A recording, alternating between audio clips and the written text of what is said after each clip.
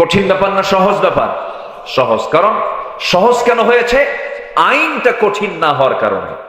আইন যদি কঠিন হতো, আইন যদি শক্ত হতো, আজকে হত্যা এত সহজ রূপ নিত না। কারণ হত্যা করলে তো জামিন পেয়ে যায়, হত্যা করলে তো তার জামিন হয়ে যায়, তার ফাঁসির অর্ডার হয় না। এমন জাতীয় বহু রেকর্ড আমার দেশে আছে না নাই? শত শত খুন করেছে, এরপরও দিব্যি চলাফেরা করছে। আর আল্লাহওয়ালা মানুষগুলোকে ফাঁসির কাস্টে ঝুলিয়েছে, ফাঁসির মঞ্চে ঝুলিয়েছে। যারা এই জুলুমগুলো করেছ, তোমাদের জন্য আজকে জমিনটা বড় সংকীর্ণ আল্লাহ পাক করে দিয়েছে। ঠিক কিনা বলেন? আল্লাহ আছে না নাই? আল্লাহ আছে। সম্মানিত ভাইয়েরা, সম্মানিত বন্ধুগণ, দুনিয়ার প্রতি অত্যাধিক মোহ পথভ্রষ্টতার অন্যতম একটা কারণ। আল্লাহ রাব্বুল আলামিন বলেন, উলাইকা আল্লাযীনা ইশতারাফুল হায়াতাদ-দুনিয়া বিল আখিরাহ ফালা ইউখাফফাফু আনহুমুল আযাবু ওয়ালা হুম ইউনসারুন। জোরে বলুন আল্লাহু আকবার। নাম্বার 4 হলো শয়তানের প্ররোচনা অনুসরণ করা। শয়তান বলে যাত্রা লাগা, শয়তান বলে জেনার কাজের জন্য তুই নিজেকে প্রস্তুত করে ফেল। একটু বসেন, একটু বসেন, একটু বসেন, বসেন, বসেন। জিকির করি লা ইলাহা ইল্লাল্লাহ। আমি খুব মানসিক চাপে আছি, মাঝে মাঝে বৃষ্টি আসে, মাঝে মাঝে থামে আমার। যে একটু বসে, জিকির করি লা ইলাহা লা ইলাহা ইল্লাল্লাহু মুহাম্মাদুর রাসূলুল্লাহ সাল্লাল্লাহু আলাইহি ওয়াসাল্লাম। মাহফিল কমিটি এই মাহফিলটা কত বছর চালায়? 3 বছর যাবত। বলি আলহামদুলিল্লাহ। এই মাহফিলটা এই অসময়, আমি অসময় বললাম কেন? এটা আসলে একটু বৈরী আবহাওয়া। সময়কে গালি দেওয়া ঠিক না। এই বৃষ্টির সময় বৃষ্টি না হলেও তো বেকার। এই সময় বৃষ্টি হওয়ার দরকার আছে না বলেন তো? তো মাহফিল কমিটি এই মাহফিলটা চালায় আসছেন 3টি বছর হলে। আগামী বছর আবার হোক, সবাই চান না আপনারা? আমরা একটু সংস্কার চাই আগামী বছরের জন্য। সেটা হলো আগামীতে যেন একটু ত্রিপলের ব্যবস্থা করা হয়। এই সংস্কারটা আপনারা আগামীতে রাখবেন। এই সময় অন্তত মাহফিল করলে অন্তত নিচে বসার জায়গা না দিলে নিচেরটা উপরে দিয়ে দিবেন। দিচ্ছেন নিচে, দরকার তো উপরে, ঠিক আছে না? উপরে দিলে পরে এটা আজকে তাহলে এই ছাতা মারা লাগতো না বারবার। ছাতা মারলে আমি ওয়াজ ভুলে যাই, সব মন যায় ওইদিকে, তখন আমি আবার চলে যাই ওইদিকে। তো যাই হোক, এরপরেও আমি সবার কাছে একটু আরজ রাখবো, এই মাহফিলে আমরা সবাই অংশগ্রহণ করব। অংশগ্রহণ আর্থিকভাবে অংশগ্রহণ একটা অংশগ্রহণ। যদি আমি এই আলোচনার মাঝে একটু ব্রেক দিয়ে 2-3টা মিনিট আমি একটু চাটা খেয়ে আমার গলাটা একটু ধার দিয়ে নিই, এর মাঝে যদি একটু আপনার কাছে যদি একটু কমিটির ভাইয়েরা যদি একটু ব্যাগটা নিয়ে যায়, চাদরটা নিয়ে যায়, যদি চাইতে যায়, রাগ করবেন? রাগ করবেন নাকি? একটু ভাগ্যবান মনে করে ভাববেন যে আমি ভাগ্যবান, আমি দিতে পারছি, কোরআনের জন্য আমি দিতে পারছি, আমি ভাগ্যবান। দান এটা ভাগ্যের ব্যাপার, সবাই দান করতে পারে না। হাজার হাজার কোটি টাকার মালিক হজে যেতে পারে না, হাজার হাজার কোটি টাকার মালিক আল্লাহর পথে দান করতে পারে না। একটু চাদর যাবে, ব্যাগ যাবে, যে যা পারি 2 থেকে 3 মিনিটের ভিতরে আমরা যতটুকু পারি আমরা দেওয়ার চেষ্টা করবো। জিকির করি লা ইলাহা ইল্লাল্লাহ লা ইলাহা ইল্লাল্লাহ। আসুন আমরা আল্লাহর কাছে চাবো, আল্লাহর কাছে প্রার্থনা করব। আল্লাহুম্মা রব্বানা যালামনা আনফুসানা ওয়া ইল্লাম তাগফির লানা ওয়া তারহামনা লানাকুনান্না মিনাল খাসিরিন। রব্বানা লা তুযিগ কুলুবানা বা'দা ইদ হাদাইতানা ওয়া হাব লানা মিন লাদুনকা রাহমাতান ইন্নাকা আনতাল ওয়াহ্হাব। আল্লাহ তাআলা হাজারো মুসলমান নরনারী নিয়া তোমার কালামের 2-3টা আয়াতকে সামনে রেখে তোমার বলে দেওয়া পথভ্রষ্টতার কারণগুলো কি কি, এই বিষয়গুলোকে ফাইন্ড আউট করে তোমার পছন্দের গোলামদের জীবন থেকে কিছু কথা বলেছি, তোমার কালাম থেকে কিছু কথা বলেছি। আল্লাহ তাআলা সে শান্তে সে কাঙ্গাল ফিকারির মতো 2টো হাত পেতেছি। আল্লাহ গুনার দিকে নজর দিও না। বান্দা মনে করে তামাম জীবনের সমস্ত গুনাহগুলোকে মেহেরবানি করে মাফ করে দাও। জনম দুঃখিনী মা, জনম দুঃখী বাপজান যারা চলে গেলেন, জিন্দেগির গুনাহগুলো মাফ করে দাও। কবরগুলোকে জান্নাতের টুকরা বানায়া দাও। আব্বা আম্মার জন্য কি দোয়া তাও শিখিয়ে দিয়েছো। সবে আওয়াজ দিয়ে বলুন, রব্বিরহামহুমা কামা রব্বায়ানি সগীরা। রব্বিরহামহুমা কামা রব্বায়ানি সগীরা। রব্বিরহামহুমা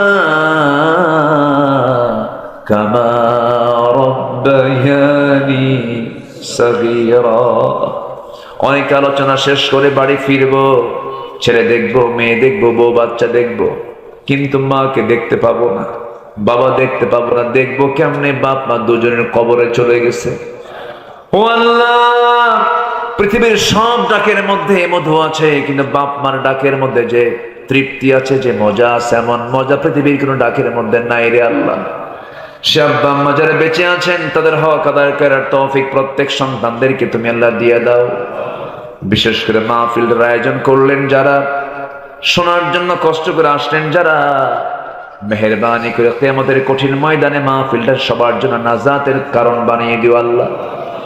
আল্লাহ তাআলা, তোমার বান্দাগুলোকে নিয়ে এমন সময় হাত তুলেছি যে সময়টা মধ্যরাত হয়ে গেছে, দোয়া কবুলের সময় হয়ে গেছে। মেহেরবানি করে যার যা চাওয়া তুমি আল্লাহ পাওয়া করে দিও। জরুরের প্রত্যেকটা ঘরকে ইসলামের দুর্গ বানায় দাও। ঘরে ঘরে খালিদ বিন ওয়ালিদ পয়দা করে দাও। ঘরে ঘরে আয়েশা, খাদিজা, সুমাইয়ার মতো মা তুমি আল্লাহ পয়দা করে দাও।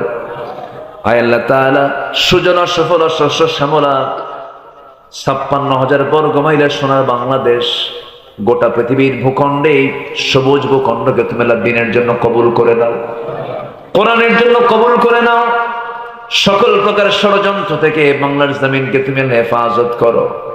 আয় আল্লাহ তাআলা, মেহেরবানি করে তোমার কাছে ফরিয়াদ করি, তোমার বান্দাগুলো মনে মনে কি যেন চাচ্ছে, কার মনে কি আশা তুমি আল্লাহ ভালো করে জানো। ঋণগ্রস্ত ঋণ মুক্ত হওয়ার তৌফিক দাও। রোগাক্রান্ত রোগ মুক্ত হওয়ার তৌফিক দিয়ে দাও। যে ঘরে প্রাপ্তবয়স্ক মেয়ে সন্তান আছে, বিয়ে হচ্ছে না, বিয়ের ব্যবস্থা করে দাও। আয় আল্লাহ তাআলা, অশান্তি তুমি আল্লাহ দূর করে দাও, পুঁজিতে বরকত দিয়ে দাও। আয় আল্লাহ তাআলা, গোটা পৃথিবীর মুসলমানদের পায়ের তলায় মাটি নাই, বাইতুল আকসাকে তুমি আল্লাহ মুসলমানদের হাতে তুলে দাও। আল্লাহ, গাজা একটা মৃত্যুর জনপদ হয়ে গেছে, গাজাকে বাঁচাও। আল্লাহ, আমরা খাবার পাই, আমরা পানি পাই, তারা তো খাবার দূরের কথা পানিটা পর্যন্ত পায় না।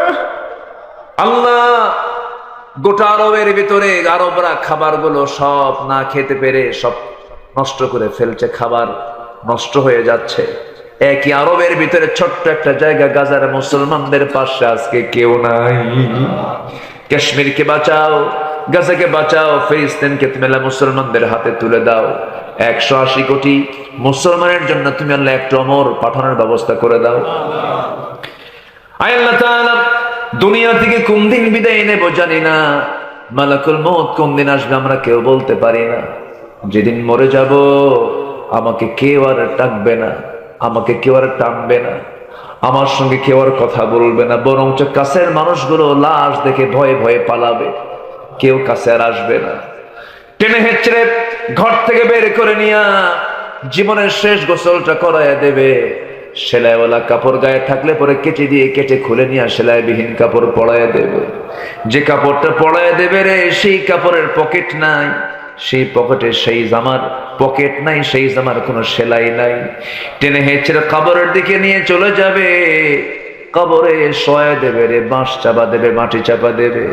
বৃষ্টির দিন লাশ রাখার আগে কবরটা পানি দিয়ে ভেসে উঠবে। ও আল্লাহ, তোমার কাছে ফরিয়াদ করি, কেমন করে সময়গুলো কাটাবো আল্লাহ।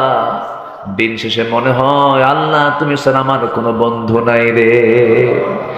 কবরে রেখে আসবে, 24 ঘন্টা লাগবে না, মাথার চুলগুলো খসে খসে পড়বে, 3 দিন যাবে না রে, চামড়াগুলো গলে গলে পোকার পেটের খাবার হয়ে যাবে। মাত্র 3টা দিন, ওই 3টা দিন যাবে না, পেটের নারী বেড়ে সব চোখ মুখ কান নাক দিয়ে বের হওয়া শুরু হয়ে যাবে, কিম্ভূত কিমাকার চেহারা হয়ে যাবে। এই চামড়ায় তেল দিলাম, এই চামড়ায় সাবান দিলাম, এই চামড়ায় কত কি লাগালাম, কত সুগন্ধি লাগালাম, কত যত্ন করলাম, 3 দিনেই এই চামড়ার কোনো অস্তিত্ব থাকবে না, বিলীন হয়ে যাবে। ও আল্লাহ, মাত্র 3টা মাস কবর খনন করে যদি দেখা হয়, কয়েকটা হাড় ছাড়া ওই কবরে কোনো কিছুর অস্তিত্ব খুঁজে পাওয়া যাবে না রে আল্লাহ। এই তো আমার ঠিকানা, এই তো আমার ইতিহাস। বুঝতে পেরেছি আল্লাহ, তুমি ছাড়া কোনো বন্ধু আমার নাই, তুমি ছাড়া আমার কোনো গতি নাই। দিন শেষে তুমি আমার একমাত্র চরম পরম বন্ধু আল্লাহ। তোমার সবার আগে হক আদায় করার তৌফিক আল্লাহ আমাদের দিয়া দাও। মওতের সময় জবানে জারি করে দিও কালেমা কালিমা তাইয়্যিবা লা ইলাহা ইল্লাল্লাহ মুহাম্মাদুর রাসূলুল্লাহ। আসসালামু আলাইকুম ওয়া রাহমাতুল্লাহি ওয়া বারাকাতুহু।